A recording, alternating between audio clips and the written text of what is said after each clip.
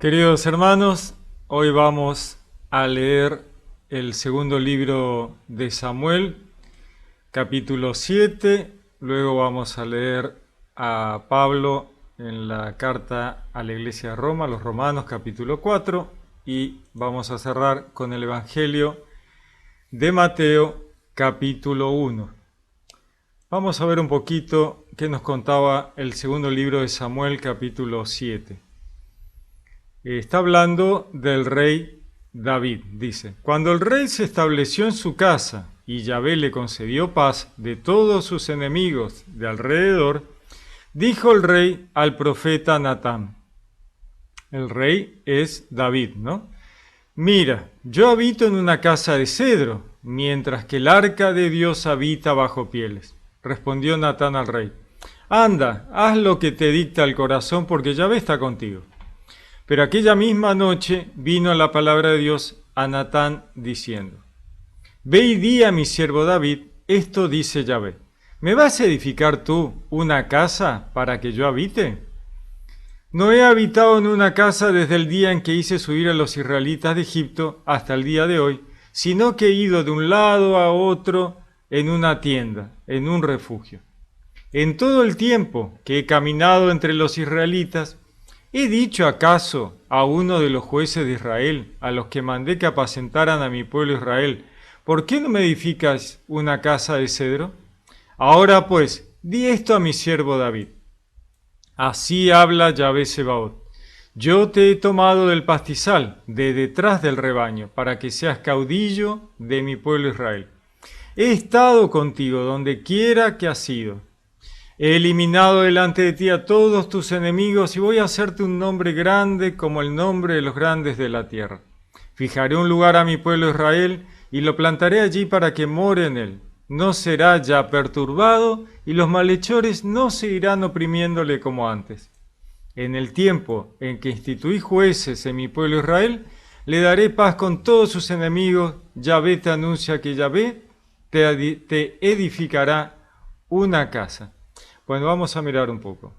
David le está diciendo al profeta de ese momento, que es Natán, le dice: mira, no, él siente una cosa así como una culpa, ¿no? Yo estoy en una casa de cedro hermosa, que es la casa del rey. ¿Cómo puede ser que el arca de Dios esté en una carpa abajo de unas pieles? O sea, no está bien. Entonces Natán le dice: mira, sé lo que te dicta el corazón, porque Dios está con vos. Entonces Dios, que ve en el corazón de David su interés por hacer algo respecto a esa situación que a David le parece mal, dice: ¿cómo puede ser que las cosas de Dios estén en esas condiciones cuando yo habito en una casa como la gente, ¿no? Entonces le dice Dios al profeta para que se lo transmita a David, ¿no? Dice: ve y dile a mi siervo David: ¿me vas a edificar tú una casa para que yo habite? ¿No? Como diciendo: che, qué bueno, ¿no? Porque no estuve nunca, ¿no? Mis cosas, dice Dios, porque Dios no necesita casa ni necesita nada de nada. O sea, es una relación del hombre con Dios de respeto y de amor a Dios, ¿no? Decir: che, ¿cómo puede ser? Mirá las cosas de Dios donde están, ¿no? Entonces le dice: mira, no he tenido, nunca me hicieron una casa hasta el momento, ¿no? Sino que han estado llevando mis cosas de un lado para el otro, ¿no? Porque él en realidad bajaba esta nube de la presencia de Dios en la tienda, ¿no? Pero Dios estaba, digamos, más ahí para que fuera visible y se sintiera su presencia, y bueno, era una cosa muy fuerte.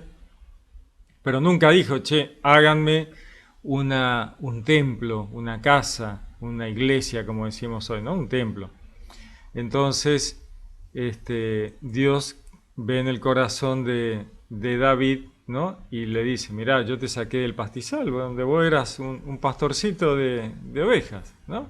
Y te traje para ser caudillo del pueblo, para que lo pudieras llevar adelante, juzgar, ¿no? Terminó siendo rey, ¿no? Porque en ese momento ya los caudillos los jueces ya no estaban y el pueblo había querido reyes, ¿no? Primero había sido Saúl antes de David y después, bueno, ya era David. Dice, mira, la verdad que no, le está diciendo Dios, por todos estos pensamientos y tu forma de obrar y cómo sentís el amor a Dios, ¿no? Es que he eliminado a tus enemigos delante de ti y te voy a hacer un nombre grande, ¿no? Como el nombre de los grandes de la tierra. Fijaré un lugar a mi pueblo Israel y lo plantaré allí para que more en él. No será ya perturbado y los malhechores no seguirán oprimiéndole como antes en el tiempo en que instituí jueces en el pueblo de Israel. No le está diciendo, mira, debido a que vos te estás portando bien, que estás siendo una persona religiosa, que tenés temor de Dios y tenés, ¿no? Entonces yo voy a darte más de lo que te he dado hasta ahora, ¿no? Más allá de lo que fue la época de los jueces. Le daré paz con todos sus enemigos, al pueblo, ¿no? O sea, que el pueblo se beneficia gracias al buen rey que están teniendo, ¿no? Es como que se transmite, ¿no? Se transmite, baja las consecuencias buenas de su rey, baja al pueblo, con lo cual el pueblo se beneficia del rey que obra correctamente, ¿no? ¿Por qué? Porque, bueno, el pueblo está contento con el rey y acá hay un feedback, ¿no? Hay una retroalimentación entre el rey, los gobernantes, los dirigentes y el pueblo. Y se transmiten unas cosas a otras. ¿Por qué? Porque el pueblo está avalando a sus gobernantes y sus gobernantes actúan mal, entonces el pueblo también está actuando mal. Ahora, si el gobernante actúa bien, esto se transmite al pueblo, el pueblo también actúa bien y entonces el pueblo también se beneficia, ¿no? Aunque cada uno carga con su propio pecado, también hay una cuestión de comunidad, ¿no? El pecado de la comunidad trasciende al individuo en cuanto a que si una comunidad obra bien, bueno, los individuos individuales se benefician, ¿no? Ahora, si el individual obra mal, bueno, va a pagar sus pecados. Ahora, si la comunidad obra mal y el individuo obra bien, pero no hace nada al respecto para evitar que la comunidad obre mal, entonces termina obrando mal. Y las consecuencias de lo malo de la comunidad caen sobre el individuo. O sea, hay, indefectiblemente, todos vivimos en comunidad y lo bueno o lo malo de la comunidad recae en los individuos. Entonces, Dios acá está mostrando esta situación, ¿no? O sea, porque vos te estás portando bien, el pueblo va a estar en paz, ¿no? Está bueno. Dice, Él constituirá una casa para mi nombre y yo consolidaré el trono de su realeza para siempre. Dios está, por lo general, en la Biblia vemos que Dios dice, mira, si vos haces esto, entonces yo voy a hacer esto. Pero si vos dejás de hacer eso, bueno, yo dejo de hacer esto. Entonces, Dios le promete a David determinadas cosas siempre y cuando se comporte correctamente, ¿no? Entonces acá le está diciendo, mira, voy a consolidar tu trono de tu realeza para siempre, siempre que vos te portes correctamente. Luego David comete errores serios, graves, ¿no? Entonces Dios le dice, mira, la verdad que has hecho un desastre, hace que tus hijos van a tener problemas, ahí viene Salomón, después viene Jeroboam, bueno, hay un montón de dramas después de David, porque David mete la pata seriamente, y después viene Salomón, que también vuelve a cometer todo tipo de errores y desastres, y bueno, la consecuencia de los gobernantes van cayendo sobre el pueblo, ¿no? Al punto que después de Salomón el reino de Israel queda dividido en dos, ¿no? El reino del norte, el reino del sur. Queda Judá de un lado y Benjamín y del otro lado el resto, por culpa del desastre que había hecho Salomón durante su reinado, ¿no? Que ya había arrancado mal con David, ¿no? En sus últimos tiempos, que ya había desbarrancado, una lástima. Entonces, Dios igual mantiene una parte de esa promesa en cuanto a que del descendiente de David va a llegar luego el rey de Israel, que es el rey de los judíos, que va a ser Jesús, ¿no? El Mesías viene del linaje de David, de la casa de David, porque esa casa significa linaje, la familia, la descendencia, ¿no? Entonces, una parte de esta promesa se mantiene. Y después, bueno, vienen las consecuencias sobre los intermedios que han hecho otro tipo de macanas. Entonces dice, Natán habló a David según todas estas palabras y esta visión. Bueno, antes le había dicho, tu casa y tu reino permanecerán para siempre ante mí, tu trono estará firme eternamente. Bueno, esto es lo que le decía antes, ¿no? Que la promesa esta a David se salta todas las macanas que hacen los intermedios para llegar a Jesús y cumplir esta promesa en Jesús, ¿no? Tu trono estará firme eternamente. ¿Por qué? Porque uno de los roles del verbo, de la palabra de Dios, del Logos, encarnado, es la de ser rey de los judíos, ¿no? Ese es uno de los roles, ¿no? Descendiente de David, un judío, descendiente de David, rey de los judíos, ¿no? Entonces, esa promesa de Dios a David se salta todos los intermedios que hacían todo tipo de desastre y llega a Jesús y se cumple perfectamente con el Mesías, ¿no? Continúa, Natán habló a David según todas estas palabras y esta visión. El rey David entró y se sentó ante Yahvé y dijo, ¿quién soy yo, Señor mío, Yahvé? ¿Y qué mi casa que me has traído hasta aquí? Y aún esto es poco a tus ojos, Señor mío, Yahvé, que hablas también a la casa de tu siervo para el futuro lejano. Bueno, justamente, ¿no? Para el futuro. David, que tenía una gran percepción de esta relación con Dios, él ve que está hablando de un futuro lejano, ¿no? Que es algo que se va a cumplir allá, ¿no? Por este tema de que Dios le dice, esto va a ser así eterno para siempre, ¿no? Dice, ¿qué más podrá David añadir a estas palabras? Tú me tienes conocido, Señor Yahvé. Has realizado todas estas grandes cosas según tu palabra y tu corazón para dárselo a conocer a tu siervo. Por eso eres grande, mi Señor Yahvé. Nadie como tú. No hay Dios fuera de ti, como oyeron nuestros oídos. Bueno, esto es muy bueno de parte de David, que él entiende que no hay dioses fuera de él, ¿no? Dice, no hay Dios fuera de ti. La tiene clarísima David, ¿no? Esto es muy, muy importante, ¿no? ¿Qué otro pueblo hay en la tierra como tu pueblo Israel, a quien un Dios haya ido a rescatar para hacerle su pueblo, dándole renombre y haciendo en su valor grandes y terribles cosas, expulsando delante de tu pueblo al que rescataste de Egipto a naciones y dioses extraños? David tiene muy, muy presente la religiosidad, el sentido del pueblo, ¿no? Tú te has constituido a tu pueblo Israel para que sea tu pueblo para siempre, y tú, Yahvé, eres su Dios. Y ahora, Yahvé Dios, mantén firme eternamente la palabra que has dirigido a tu siervo y a su casa, y haz según tu palabra. Sea tu nombre por siempre engrandecido, que se diga, Yahvé Sebaot es Dios en Israel, y que la casa de tu siervo David subsista en tu presencia, ya que tú, Yahvé Sebaot, Dios de Israel, has hecho esta revelación a tu siervo diciendo, yo te edificaré una casa, ¿no? Yo te edificaré una casa, este tema de yo te voy a dar un linaje, una descendencia, una línea, ¿no?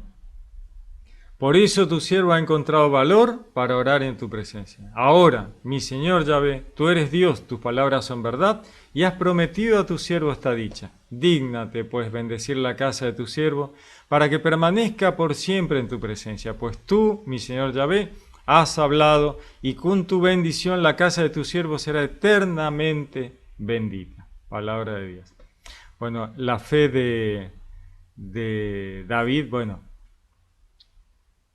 David tenía una relación muy fuerte con Dios y con los profetas, ¿no? Los profetas que le traían las visiones de Dios y David tenía clarísimo que todo lo que ocurría tenía que ver con Dios, ¿no? Que no era una cosa de él, sino que sin Dios él estaba perdido, ¿no? Esto es muy, muy, muy importante, ¿no?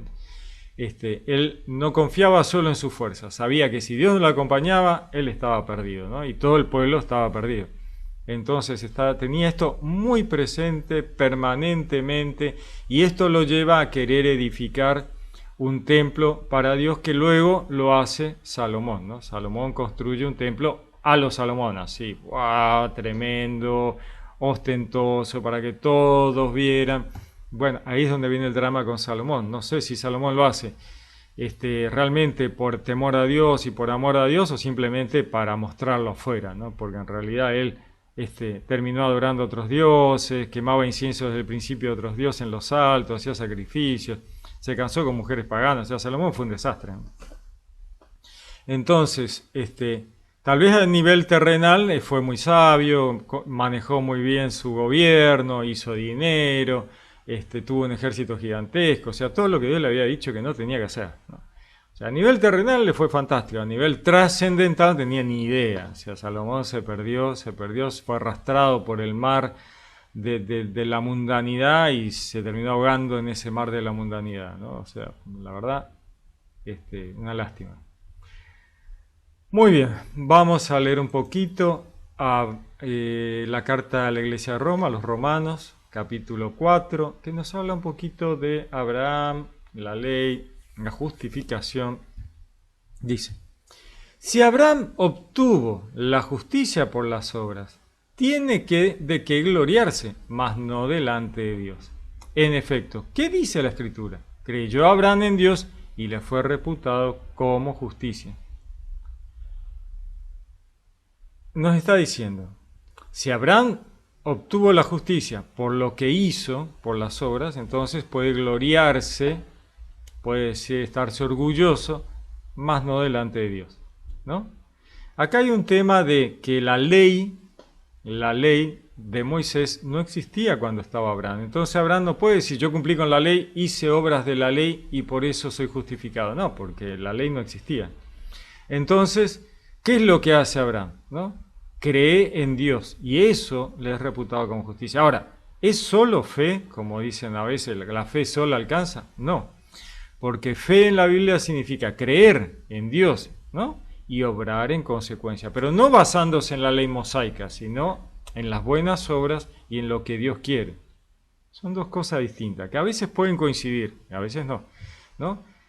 Una cosa es obras de la ley de Moisés y otra es buenas obras de amor al prójimo y buenas obras de acatar lo que Dios quiere que uno haga. Bueno, el caso de Abraham es, no existe la ley mosaica. ¿Qué buenas obras está haciendo? Las buenas obras que Dios le indica, las buenas obras que nacen del corazón de Moisés, en obrar correctamente y cree en Dios y confía en Dios y hace lo que Dios le dice, ¿no? Entonces, todo este combo de creer y obrar en consecuencia como Dios le dice es lo que le es reputado como justicia. ¿Se entiende? Dice, al que trabaja no se le cuenta el salario como favor, sino como deuda. En cambio, al que sin trabajar cree en aquel que justifica al impío, su fe se le reputa como justicia. Acá hace un paralelismo, ¿no?, entre el que cumple la ley mosaica como si fuera un salario, ¿no?, lo que le va a volver, ¿no? Entonces dice, bueno, el salario no es un favor, es una deuda, o sea, un crédito que tiene la persona que obra, ¿no? Entonces el que cumple la ley tiene como crédito la justificación. El judío tiene la obligación de cumplir con la ley mosaica porque eso es lo que lo justifica ante Dios. Ahora, el creyente, el cristiano, el gentil convertido, ¿no es cierto? El cristiano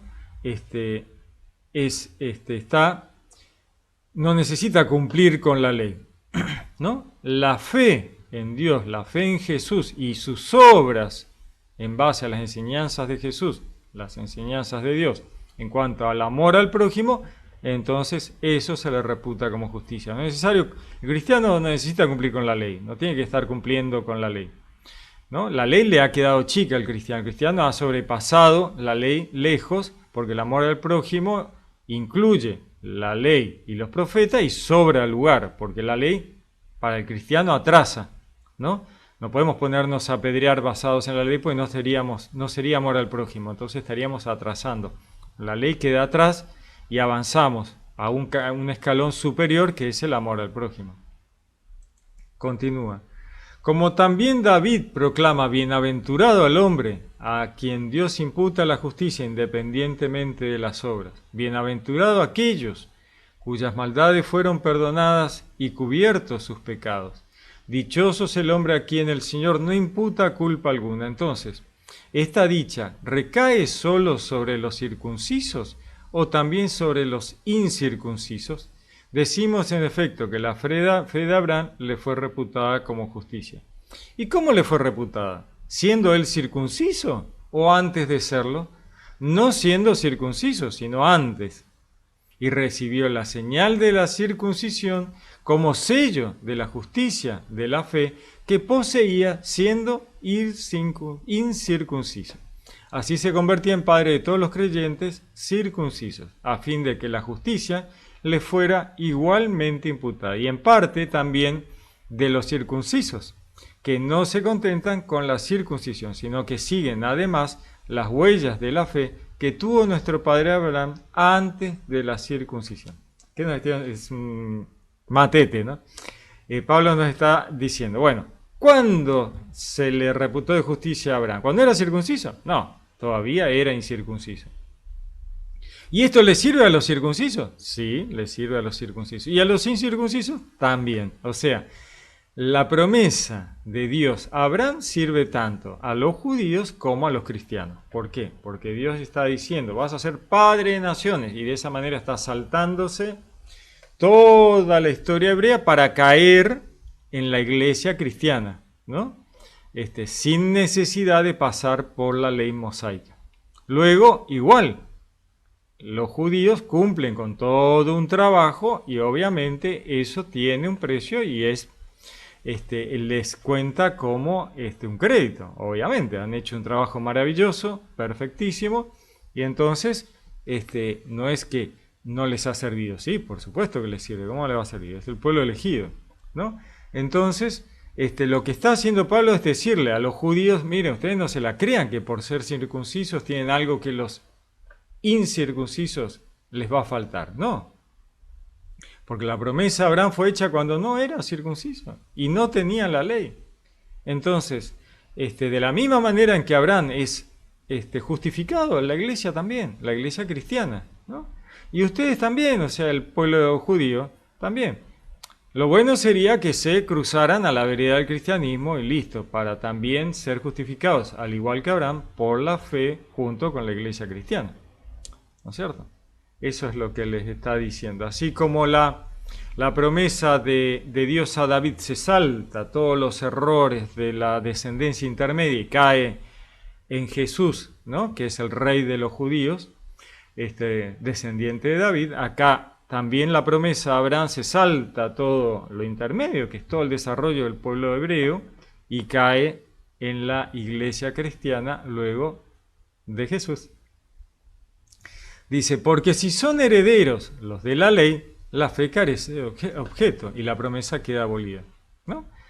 Justamente Pablo está diciendo, si solo los herederos de la ley, ¿no?, fueran los que van a recibir el reino de los cielos, entonces, ¿qué sentido tiene la fe en Cristo? Ninguna. Y la promesa de Abraham, que fue hecha cuando no existía la ley, entonces eso murió. Y no es así. Dice, porque la ley produce la cólera, por el contrario, donde no hay ley, no hay transgresión. Bueno, acá hay un tema que es importante entender. En el momento de Abraham, antes de la ley mosaica, había un montón de pecados que se cometían sin tener conciencia, el sacrificio humano que casi Abraham comete, y que era aceptado socialmente, ¿no es cierto? Era algo culturalmente aceptado. ¿Hay que matar al pibe? Vamos a matar al pibe. ¿Hay que matar a todos los pibes primogénitos? Tráelos a todos, matamos a todos. Y estaba bien. Nadie se preguntaba, che, qué feo esto, ¿no? Qué macana. ¿Me van a mirar más mis familiares, mi comunidad? Ah, ¿qué hiciste hoy? Y hoy maté a mi pibe en honor al Dios. Ah, bueno, ¿qué hacemos? Y vamos a comer un asadito. Ya está. Sin embargo, Dios cambia esto, ¿no? Le dice a Abraham, mirá, no. Y luego le da la ley a Moisés, en la cual se dice, esto no, esto no, esto no, esto de esta manera, esto de aquella manera, esto no, esto se hace así, esto se hace así, y de repente, con la ley en la mano, dijeron, wow, qué cantidad de macana estamos haciendo. O sea, miren, todo esto que ayer era aceptado socialmente, hoy es pecado. O sea, donde abundó la ley, abundó el pecado. Donde no había ley, no había transgresión. Entonces la ley te pone loco, puedes decir, wow, mirá vos, o sea, ahora estamos en el horno, mirá todo lo que vamos a tener que dejar de hacer por culpa de la ley. Pero bueno, era así, la ley ayudó a evolucionar espiritualmente y subir escalones de barbaridades que estaban haciendo. Entonces la ley pone blanco sobre negro los errores, lo malo que se estaba haciendo, ¿no? Lo que pasa es que después, con el transcurso del tiempo, llega un punto que la ley también era un tropiezo, porque había cosas en la ley que estaban aceptadas que el cristiano ya no las podía hacer, ¿no? Entonces continúa. Por eso, depende de la fe para hacer favor gratuito, a fin de que la promesa quede asegurada para toda la posteridad, no tan solo para los de la ley, sino también para los de la fe de Abraham, padre de todos nosotros. Cuando dice padre de todos nosotros, es un título, no es necesario ser un descendiente de Abraham. ¿Está? Todos tenemos a Abraham como padre en cuanto a título, aunque no seamos judíos ni descendientes de Abraham. Pero como estamos en una religión abrahámica, el cristianismo es una religión abrahámica, el judaísmo es una religión abrahámica que procede, ¿no?, de allá, de Abraham, entonces Abraham es padre de todas las naciones aquellas, ¿no? Cristianismo, ¿no? Entonces, lo de padre es un título, una imagen, ¿no? Muy bien, veamos. Como dice la Escritura, te he constituido padre de muchas naciones, Padre nuestro delante de aquel a quien creyó, de Dios que da la vida a los muertos y llama las cosas que no son para que sean. ¿No? Llama las cosas que no son para que sean, me encanta, ¿no? La manifestación por la palabra de Dios, que es Jesús. Jesús es quien llama las cosas que no son, que no han sido manifestadas, para que sean manifestadas en Dios y existan, ¿no? Hermoso. El cual, esperando contra toda esperanza, creyó y fue hecho padre de muchas naciones según le había sido dicho. Así será tu posteridad. No vaciló en su fe al considerar su cuerpo ya sin vigor. Tenía como 100 años cuando Dios se lo prometió. El seno de Sara igualmente estéril. Por el contrario, ante la promesa divina no se dio a la duda con incredulidad. Más bien, fortalecido en su fe, dio gloria a Dios, con el pleno convencimiento de que poderoso es Dios para cumplir lo prometido. Bueno, David procede como Abraham, no duda David, no le dice, che, ¿estás seguro? ¿Será que vas a cumplir con lo tuyo?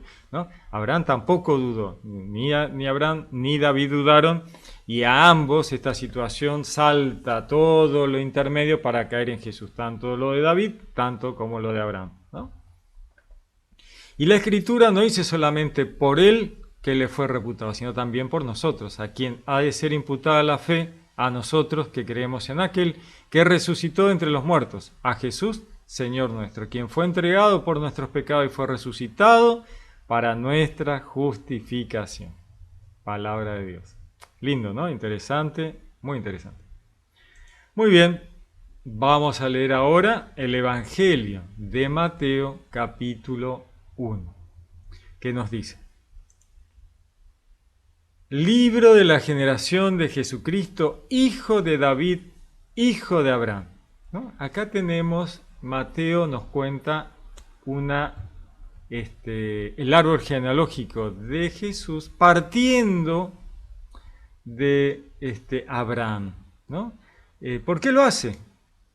Bueno, cada evangelio tiene un fondo, digamos, una línea editorial, diríamos hoy, que tiene que ver con una mirada, una perspectiva del evangelista, ¿no?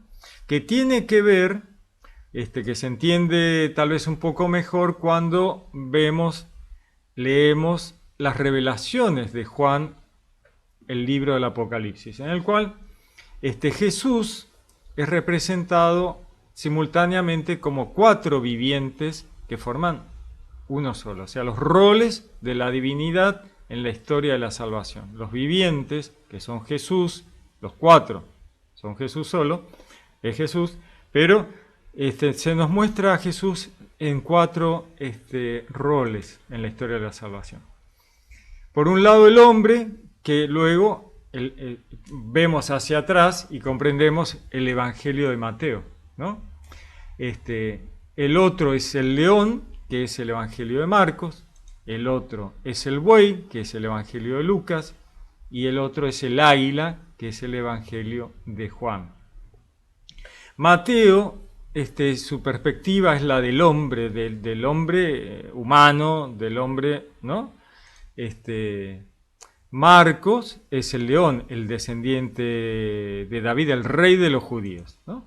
Lucas es el sacrificio, ¿no? El animal llevado al sacrificio, el cordero que va al sacrificio, ¿no? Ese es Lucas, el buey.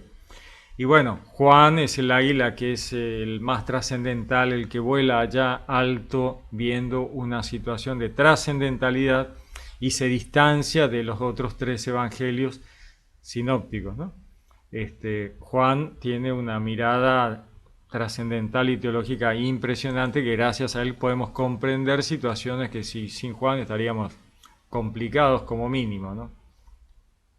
Entonces, Mateo nos muestra un árbol genealógico de Jesús muy humano, que parte de Abraham en cuanto a padre de lo que vendría, ¿no? De la iglesia en un punto, ¿no?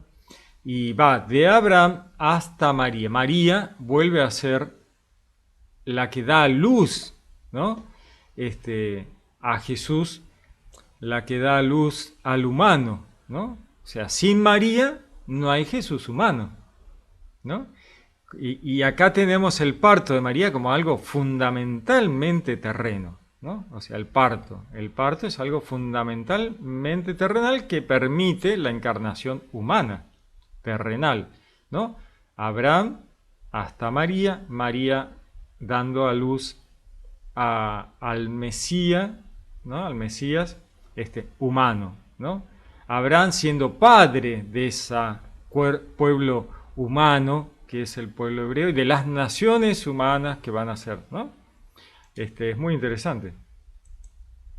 Entonces, muy bien, vamos a leer esto que nos dice Mateo y nos da un vuelo sobre la genealogía de Jesús en esta perspectiva, ¿no? Abraham engendró a Isaac, Isaac engendró a Jacob, Jacob engendró a Judá y sus hermanos, Judá engendró a Tamar, a Fares y a Sara, Fares engendró a Esrom, Esrom engendró a Aram, Aram engendró a Aminadab, Aminadab engendró a Nasón, Nasón engendró a Salmón, Salmón engendró a Rahab, a Bus, Bus engendró a Ruth, Rahab, Ruth, gentiles, ¿no?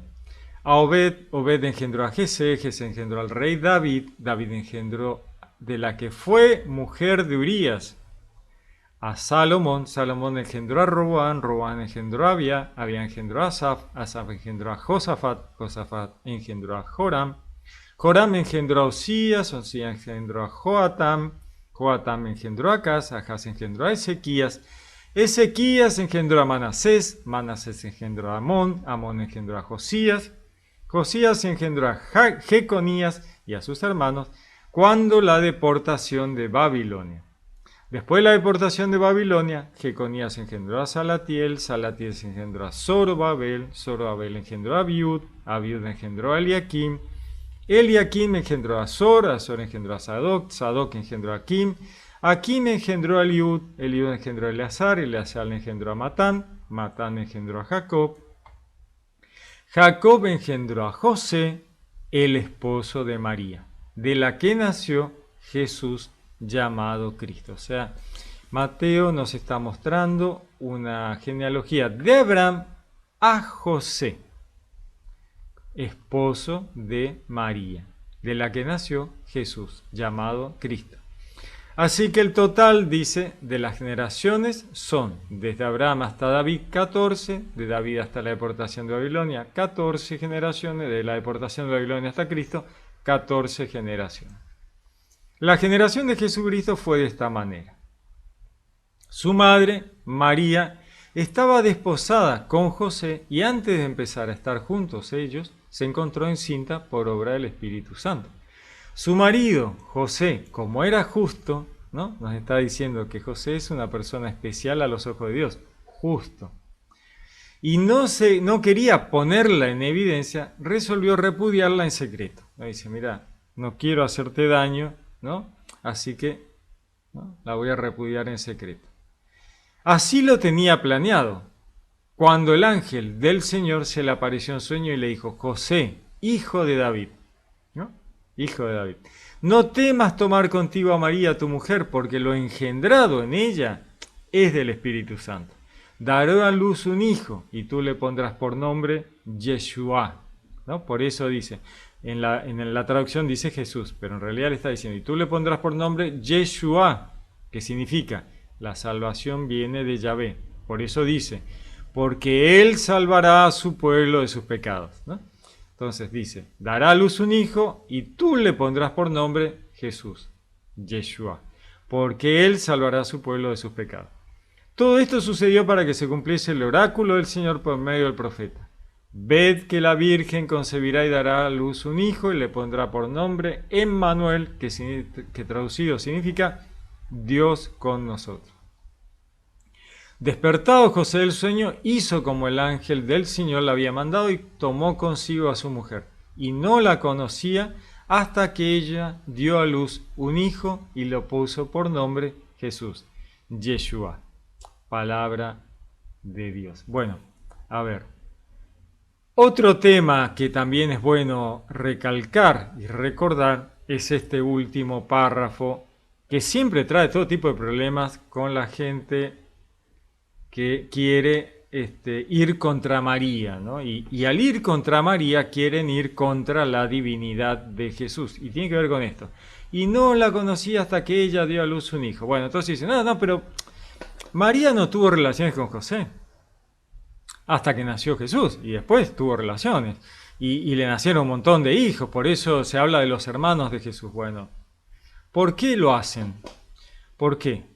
Porque quieren ir contra María en cuanto a su virginidad perpetua, ¿no es cierto? Y de esa manera poner en duda que Jesús sea realmente Dios. Porque si María es santa, María es virgen, y no tuvo nunca relaciones y no ha tenido más hijos que Jesús, entonces se cumplen las Escrituras y apuntan a Jesús como Dios. Y como todas estas facciones que no quieren que Jesús sea verdaderamente Dios, entonces van contra María y su virginidad perpetua. Ahora, eso es por desconocimiento de la Escritura, porque en la Biblia el hasta que en la Biblia no significa que lo que se dice hasta que deba ocurrir después. Por ejemplo, dice... En la Biblia se dice, bueno, por ejemplo, de una mujer que dicen que no tuvo hijos hasta que falleció. Bueno, y entonces que esa persona tuvo hijos después que falleció. No, simplemente está diciendo que nunca tuvo. Pero lo importante para la Biblia es lo que ocurre antes de el hasta qué. Y después ya a la Biblia no le importa. ¿Se entiende? Entonces, no obliga el hasta qué conocía, ¿no? Que no conocía a José, a su mujer, hasta que dio a luz a Jesús. A la Biblia le importa eso, lo demás no le afecta. ¿Cómo sabemos que María no tuvo hijos después? Bueno, simplemente porque en la Biblia no se mencionan hijos de María más que Jesús, y nunca se habla. Todos los hermanos de Jesús no son hermanos por sangre, sino parientes cercanos, y que todos tienen otras madres. Cuando uno analiza profundamente la Biblia, te encontrás que todos aquellos llamados hijos, hermanos de Jesús tienen otras madres.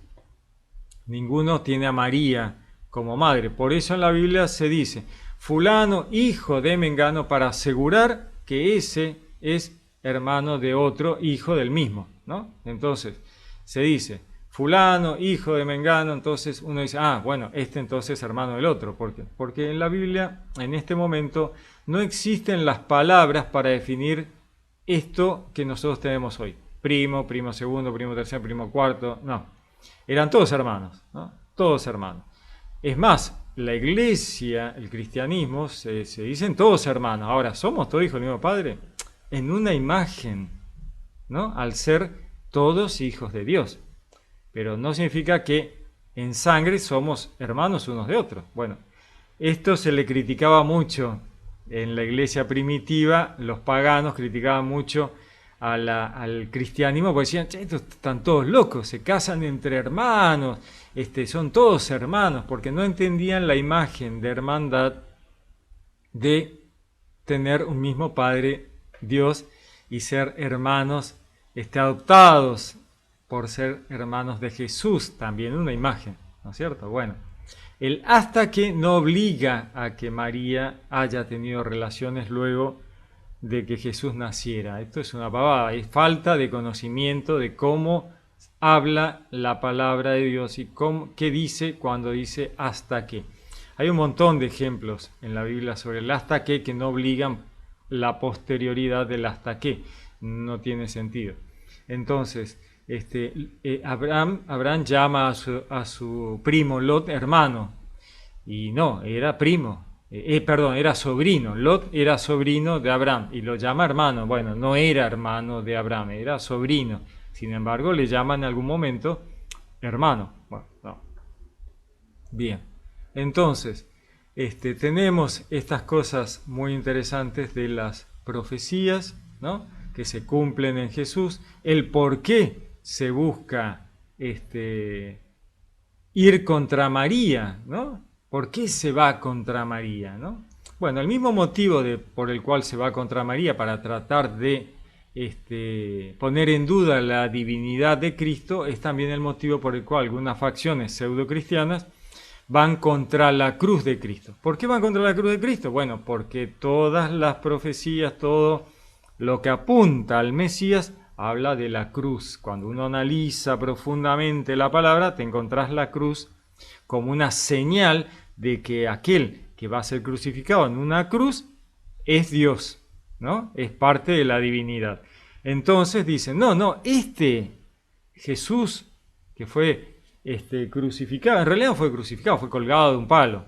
Y entonces ponen en duda la divinidad de Jesús, ¿no?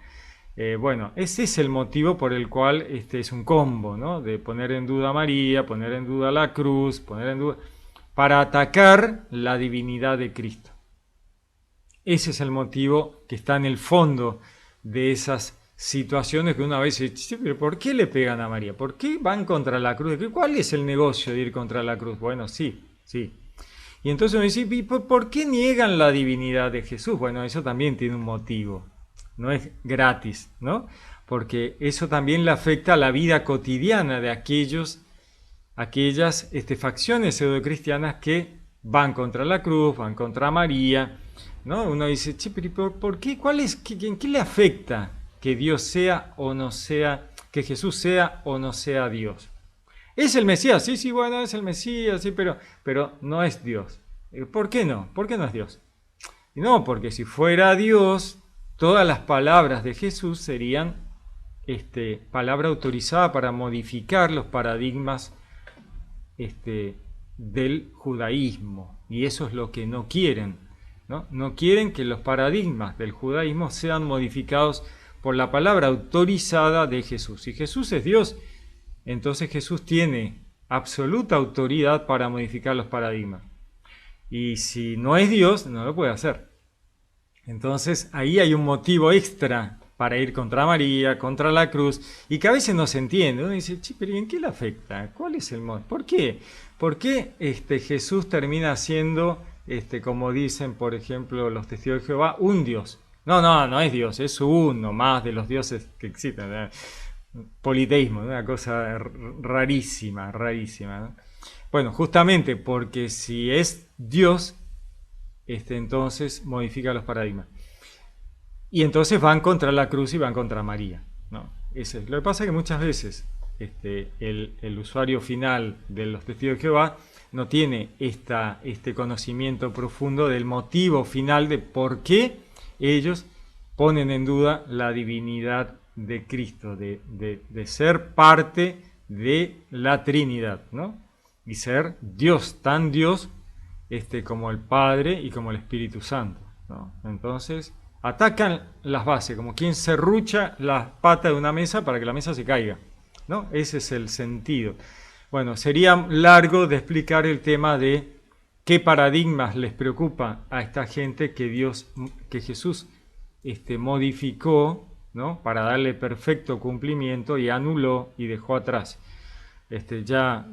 Habría que analizar un poco más, ¿no? Pero fundamentalmente es el haber pagado el pecado de aquel del Edén, en el cual Dios dice, trabajarás y te ganarás el pan con el sudor de tu frente, ¿no? El laburo, trabajo esclavo, ¿no? El trabajo esclavo que Dios le profetiza a Adán, ¿no? De que va a tener que trabajar toda su vida de manera esclava, sin horario, sin vacaciones, sin aguinaldo. Bueno, ese es el que les preocupa a aquellos que han creado estas doctrinas que van contra la divinidad de Cristo. Si Cristo pagó aquel castigo de Dios en el Edén y aquel ha quedado sin efecto, entonces no hay motivo para el trabajo esclavo, ¿no? Y eso tiene una cuestión económica, que es la que le preocupa a esta gente, ¿no? Es muy interesante ver cómo repercute una cosa en otra. Y ahí de repente ves el motivo de la vida cotidiana de por qué van contra la cruz, van contra María. ¿Dónde les afecta? Les afecta en el bolsillo, ¿no? Les afecta en el bolsillo de manera directa. O sea, entonces, ¿puedo esclavizar a mis trabajadores 24 horas al día? Sí, porque Dios no pagó, porque no era Dios, no modificó. Sigue estando el castigo del Padre allá en el Edén. Ah, mirá vos, interesante. Bueno, y si Jesús pagó, bueno, aquello quedó, ya está. No, el hombre no necesita ser esclavo del trabajo. Ah, mirá vos, qué interesante, ¿no? Bueno, así es el asunto, ¿no? La religión tiene mucho de la vida cotidiana, más allá de simplemente ir a misa y leer las escrituras, ¿no? Entonces, a veces uno no llega a comprender lo profundo de cómo trabaja todo junto y los intereses que se mueven detrás de creer o no creer y hasta qué punto creer, ¿no? El que cree en Jesús realmente y cree realmente ser cristiano, bueno, cree que Jesús es Dios, ¿no? Es el Verbo encarnado, ¿no? Muy bien, unas lecturas muy lindas, muy interesantes, profundas, para pensarlas un rato, analizarlas. Bueno, muy bien, les deseo que Dios los bendiga, los saludo con gran afecto. Les habló Pablo Castro.